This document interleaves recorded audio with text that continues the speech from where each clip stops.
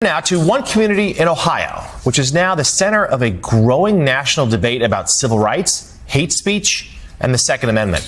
NBC News correspondent and NBC News Now daily anchor Morgan Radford visited the town of Lincoln. Welcome to Pegasus versus the World, where we take on challenges, comedy, trending topics, and some travel. City boy, city boy.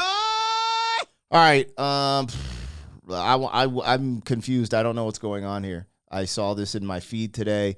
This released 3 days ago, almost has 2 million views, and I thought it would be appropriate to check out. Definitely a trending topic at some capacity. I haven't heard many people talking about it, so I don't know. Like, dude, MSNBC, everyone knows the fake news channels, right? CNN, MSNBC, they just propaganda, weaponize, blah, blah. No one rocks with it. Everyone goes and tries to find independent sources. This is why their ratings drop. Just boomers and cornballs, really.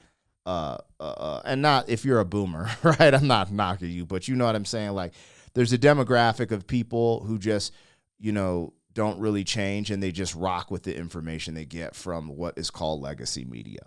So I don't know how much validity. I said that to say this. I don't know if this is valid or not. I try to watch these things, rationalize it, break it down, because in the title is what got me. Black community in Ohio forms safety and watch program after the Neo N-word rally, right? And I'm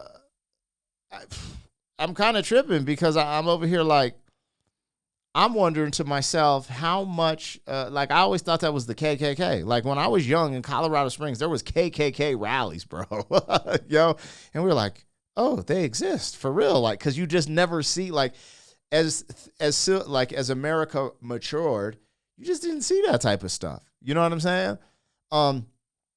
And the whole neo, I don't even know what neo means. I just know what the N word that rhymes with Yahtzee means.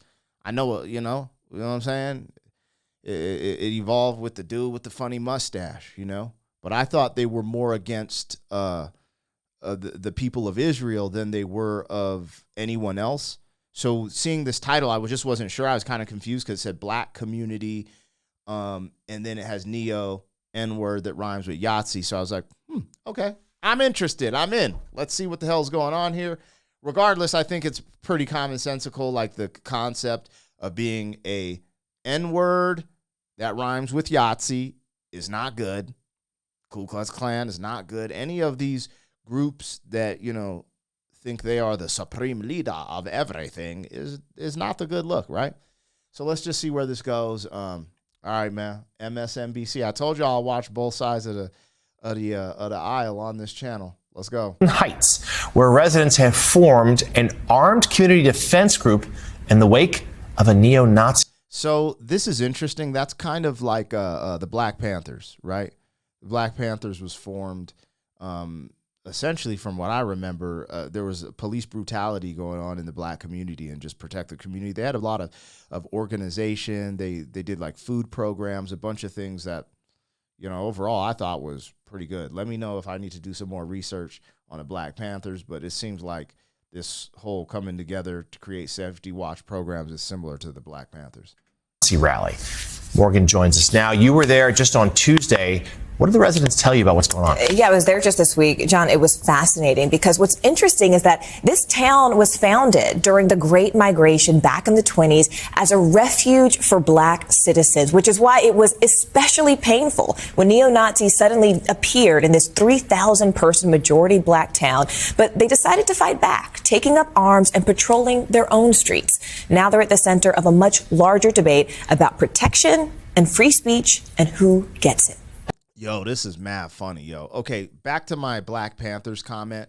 The one thing that I did notice, though, from that era, and correct me if I'm wrong, a lot of the black movements and social movements of the time went against the concept because essentially what it was like, yo, this dark period, this is how America treats people, right? So throw the baby out with the bathwater, throw out capitalism, throw out the American idea, right? So a lot of people who did have like a good things in the community, like the Black Panthers, but they were also like, I think they were connected. Maybe I might be getting this. I might be confused with like Black Liberation Army, and like Cuba would come in, and there's like all these communist ideologies trying to take over, you know, in the minority sect, because it's like, yo, these people don't like you, that you need to do the complete opposite of what they do, even though, you know, I think capitalism and a bunch of things are good systems.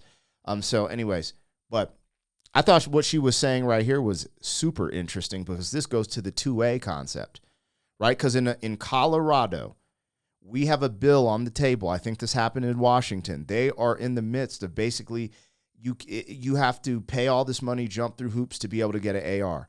It's almost impossible. And that's what's coming down the pipes.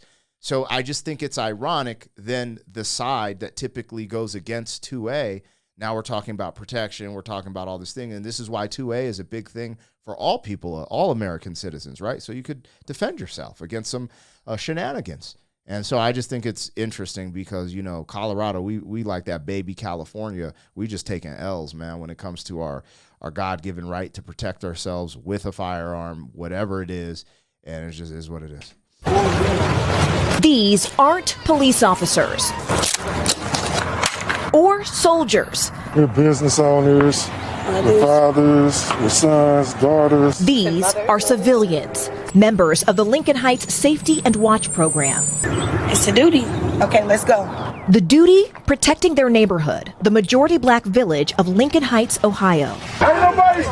After neo-Nazis held a rally here last month, carrying rifles, waving swastikas, and hurling racial slurs. Bro, hold on, man. Yo, son. The one thing I'm tripping on, it's like, dude, okay, let's just watch this. I question if these are staged, because you see, people don't want to believe it, but there's a lot of infiltration. There was infiltration in BLM from Central Intelligence Agencies. There is infiltration on January 6th, intelligence agencies. And I'm like, are they really trying to stir up something in our country? Because the country is kind of, anyways, this is wild. This is wild. This is wild. You've seen Patriot Front. This looks like Patriot Front, which is like so obvious a fake organization. Like, I don't know. This shit is just wild to me. Just moments before children were let out of school. At the time, law enforcement officials said the neo-Nazis did not break any laws, but an investigation by county prosecutors is ongoing. Weeks later, the KKK came with these flyers.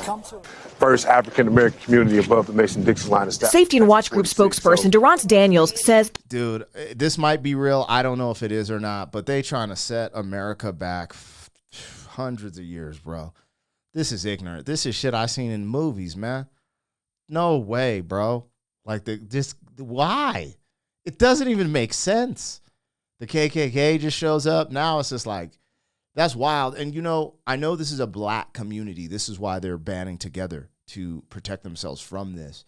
You know, but I just know so many good Latin people, Asian people, white people that would stand up with them as well. Like this whole nation. I'm guaranteeing that in my comment section, if there's a legit threat to a community because of racism and all this nonsense, we would all band together, because that's not what America stands for. That's not what we stand for as a people. And so this is just frustrating to see if it's real. But then again, the news, man, this might be some Jesse Smollett level 9,000. That's what's crazy. Like, you don't even know. And anyways, let's see. The police did not do enough, which was more chilling because the town was founded in the 1920s as a safe haven for black residents. Lincoln Heights is our home. If somebody broke into your home, you call the police, and the police says, you know, if they do it again, we haven't broken any law, so we're just going to allow them to break into your home again. What would you do? Are you worried at all that having a potentially armed response could just create more friction, create more danger? I'll answer that by saying I've never felt safer as a black man in my community than I have right now. The mayor of Evendale, which oversees the police force that responded that day, said in a statement to NBC News, "Our emphasis on de-escalation and public safety resulted in the incident's resolution without injuries to any of the persons involved." But residents here say they can't afford to wait. Every day, the Safety and Watch Group escorts children to school and patrols the streets. Why do you all wear masks? Those Nazis, we have reports of them finding our backgrounds, so we're not hiding ourselves from the residents, but we're protecting our family from what we're doing out here. While many locals... That makes sense. I was actually going to ask that question. And that makes sense because they have all this facial recognition that they could use to dox people now. Like, all they got to do is get you on camera. They could figure, it's wild technology. The AI technology with facial recognition and cameras and the background checks they can do, it's insane. I mean, I don't think they're wrong for protecting theirs if they feel a threat. With what the police said, de-escalation is always key. And if these people were just protesting, it's unfortunate that they're neo N-word that rhymes with Yahtzee and the KKK and all that. That's just sad. Like, it's just pitiful. It's freaking, we all know that's not acceptable behavior, ideologies, etc. But this being a free country, we are allowed to protest, and that's just kind of what we're built off of. So, like, if we want to protest, then they got to be allowed to protest. Does that make sense? People get mad. They're like, no, let's cut off hate speech. But that's the problem. Once you cut off something that is called hate speech, censorship starts to happen. Slowly but surely, they take your right of free speech away, and then you're not able to criticize anything. So I don't know, man. I don't know what they, because, you know, I mean, it's obvious they didn't have good intention going to a black community. It doesn't even it just does. None of this makes sense. None of this makes sense. I actually feel for these people because I couldn't imagine me living in a community and then all of a sudden just neo-Nazis and Ku Klux Klan are just there protesting. Like what are they protesting? We want this back. Like, I don't even know what's going on, but I wouldn't feel comfortable. Like, what the fuck are these armed people doing in our neighborhood protesting?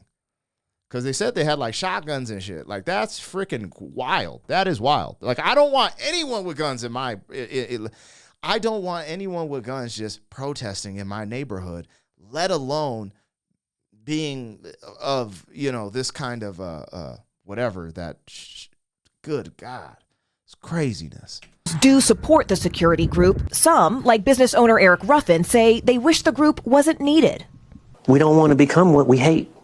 You know, we don't want to become a group of people that walk around feeling like we have a reason in America to have to protect ourselves. And this community Stand up. Stand up. is not backing down. And they miss it. We contacted the mayor of Evendale's office, and they say that prosecutors are looking at body camera footage of the neo-Nazi rally to see if any criminal charges could be filed. But meantime, the Hamilton County Sheriff is also calling on state lawmakers to pass legislation making it a crime to wear a mask with the purpose of intimidation while open carrying, guys. So, Morgan, let me ask you, one of the people you interviewed there, a young man, said he's never felt safer in his community than he does now. So this could have an impact nationwide, things like this. I mean, there is a contagion factor in safety. People always seek it. How is there going to be, dude, what are you talking about? They're trying to ban guns all over America. And this dude's basically saying they feel safe because they got guns. And this whole narrative that America is this race, dude, this is that bullshit. This is why I hate, like, they prop up the bad apples, and this has to be one of the smallest groups in America. And it's just so whack that they show up to this town and then I don't even know if this shit is real, man. I don't even know. Because when you start, you got to, to see through the matrix, the glitches, right? You got to see what are the power plays in our society, right? Get people's guns, censorship, all these things. So when you see it, like, we know that neo-Nazis and KKK shouldn't be harassing black communities. It's so obvious that if that happens, that is wrong. First thing she said, oh, ban wearing masks. So it's like people can't hide their identity when they protest. It's just interesting. For intimidation. Well, what's intimidation? You know, like, it's just unique to see how they prop this stuff up. Again, this is really sad that this is happening to this community. I don't think any person who watching this video would feel comfortable if their community, just random masked protesters with guns just showed up and you knew, like, let's say that you knew that they didn't like your race of people, or that's what the symbols and ideology from, you know, the KKK and stuff. It'd just be freaking wild, right? What did the mayor or anybody that you spoke to think about the contagion factor? Duran's, I don't want to speak for him, but after my conversation with him, I feel like I could confidently say he would say the contagion factor has already happened. Because when I asked, is this a reaction to a local moment or a national movement? And he said, look at January 6th. He said, you already have people felt emboldened to come here locally because of what they saw nationally. If you can hang from the building of the hallowed halls of the Capitol and then be pardoned, not be prosecuted, why don't you think you can come? This is where I'm telling y'all, man. They're trying to compare people from January 6th to neo-Nazis and KKK. I'm just going to stop there. Those are two totally different things. And again, all of these MFers got infiltrated at some point. Like, they've been doing this shit, man. They did it to the Black Panthers. Black Panthers got infiltrated, by the FBI. Like, come on, man. BLM's been infiltrated at some capacity. J6. That's why I look at this, and it's like, I have empathy for this community. Absolutely. Absolutely. But it just seems staged. It's like, where did those people come from? Why did they go there specifically? There's just so much different stuff there. I don't know. But again, these people have the right to defend themselves. We're in America. And I think, if they feel a threat, I think, why not? Why not stand up for your community? I really wish the neo-Nazis and KKK people would go down to, the hood. I would love to see how that plays out, Go to the hood. Go to the south side of Chicago where it's just going down every day. Go to Chirac. Why do they always pick, this looks like an upstanding, nice black community. Cats is just chilling, doing their thing. And it's like, oh, we going to go there. It's just crazy to me. Anyways, you guys let me know what I got, what I missed. This is really just a conversation, me just thinking out loud. I saw the title. I was like, that just seems insane. What is going on in America today? I am not cool with the Neos and the KKKs and all that. I'm not cool with that shit. That shit is whack as hell. But what is really going on here? You know what I'm saying? And these people have the right to defend themselves. And I would actually prop this up for people in Colorado who think it's all good just to take people's gats, because, some nonsense could happen and then all of a sudden you gatless. So, hey, do you. City boy, city boy.